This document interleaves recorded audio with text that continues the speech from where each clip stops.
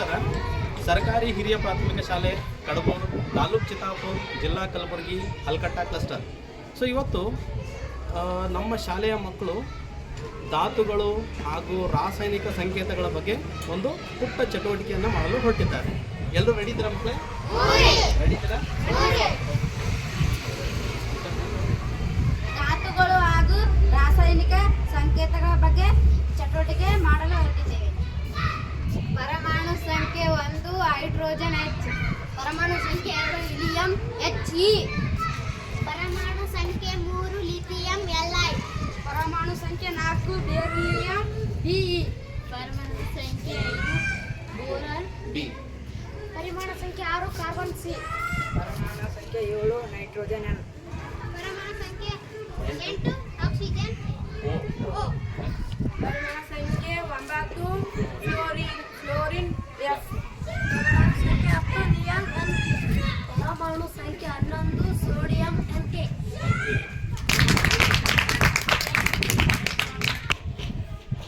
Okay. ಈಗ ತಾನೇ ಮಕ್ಕಳು ಏನಪ್ಪ ಅಂತಂದರೆ, ಸೊ ಧಾತುಗಳು ಅಂದರೆ ಕನ್ನಡದಲ್ಲಿ ಮೂಲ ವಸ್ತುಗಳು ಅಂತ ಕರಿತೀವಿ. ಅದರ ಬಗ್ಗೆ ಪರಮಾಣು ಸಂಖ್ಯೆ, ಅದರ ಹೆಸರು ಮತ್ತು ಸಂಕೇತವನ್ನು ಈಗ ತಾನೇ ಹೇಳಿದ್ರು. ಸೊ ನೀವೆಲ್ಲ ಇವುಗಳನ್ನು ನೆನಪಿಟ್ಕೊಂಡಿದ್ದೆ ಆದರೆ ಮುಂದೆ ಉನ್ನತ ಶಿಕ್ಷಣದಲ್ಲಿ ಕಾಲೇಜಿಗೆ ಹೋದಾಗ ಕೂಡ ಈ ಒಂದು ಧಾತುಗಳು ಹೆಲ್ಪ್ ಆಗುತ್ತೆ. ಯಾವ ಥರ? ಪರಮಾಣು ಸಂಖ್ಯೆ 1 ಹೈಡ್ರೋಜನ್ H, ಪರಮಾಣು ಸಂಖ್ಯೆ 2 ಹೀಲಿಯಂ He, ಪರಮಾಣು ಸಂಖ್ಯೆ 3 ಲಿಥಿಯಂ Li, ಪರಮಾಣು ಸಂಖ್ಯೆ 4 ಬೆರಿಲಿಯಂ Be, ಪರಮಾಣು ಸಂಖ್ಯೆ 5 ಬೋರಾನ್ B, ಪರಮಾಣು ಸಂಖ್ಯೆ 6 ಕಾರ್ಬನ್ C, ಪರಮಾಣು ಸಂಖ್ಯೆ 7 ನೈಟ್ರೋಜನ್ N, ಪರಮಾಣು ಸಂಖ್ಯೆ 8 ಆಕ್ಸಿಜನ್ O, ಪರಮಾಣು ಸಂಖ್ಯೆ 9 ಫ್ಲೋರಿನ್ F, ಪರಮಾಣು ಸಂಖ್ಯೆ 10 ನಿಯಾನ್ Ne, ಪರಮಾಣು ಸಂಖ್ಯೆ 11 ಸೋಡಿಯಂ Na ಅಂತ ಕರಿತೀವಿ.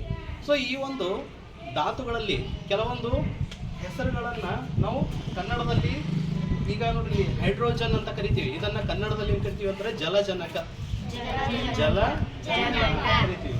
ಅದ್ರ ಜೊತೆಗೆ ಮತ್ತೆ ಕಾರ್ಬನ್ ಅಂತಿದೆ. ಸೊ ಕಾರ್ಬನ್ ಅನ್ನ ಕನ್ನಡದಲ್ಲಿ ಇಂಗಾಲ ಅಂತ ಕರಿತೀವಿ. ಇಂಗಾಲದ ಡೈಆಕ್ಸೈಡ್ ಅಂತ ಕೇಳಿದಿರಿ? ಇಂಗಾಲ ಅಂತ ಕರಿತೀವಿ.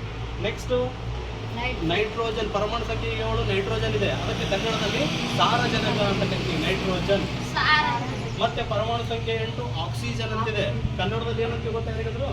ಆಕ್ಸಿಜನ್ ಏನಂತ ಕನ್ನಡದಲ್ಲಿ? ಗುಡ್. ಸೊ ಆಮ್ಲಜನಕ ಅಂತ ಕರಿತೀವಿ. ಕ್ಲಿಯರಾ? ಸೊ ಈ ಥರ ನಮ್ಗೆ ಪರಮಾಣು ಸಂಖ್ಯೆ, ಅದರ ಹೆಸರು ಮತ್ತು ಅದರ ಸಂಕೇತ ನೆನಪಿದ್ದೇ ಆದರೆ ನಾವು ಮುಂದೆ ಏನು ಮಾಡ್ಬೋದು? ರಾಸಾಯನಿಕ ಸೂತ್ರಗಳನ್ನು ಬರೆಯಲು ಸಹಾಯ ಆಗ್ತದೆ.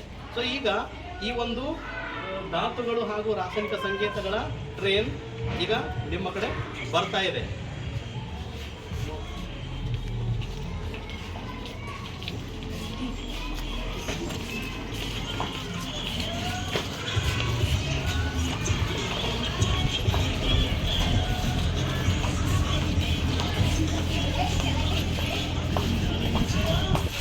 ಆಗದು ಎಂದು ಕೈಕಟ್ಟಿ ಕುಳಿತರೆ ಸಾಗದು ಕೆಲಸವು ಮುಂದೆ. ಮನಸೊಂದಿದ್ದರೆ ಮಾರ್ಗವು ಉಂಟು, ಕೆಚ್ಚದೆ ಇರಬೇಕೆಂದೆಂದು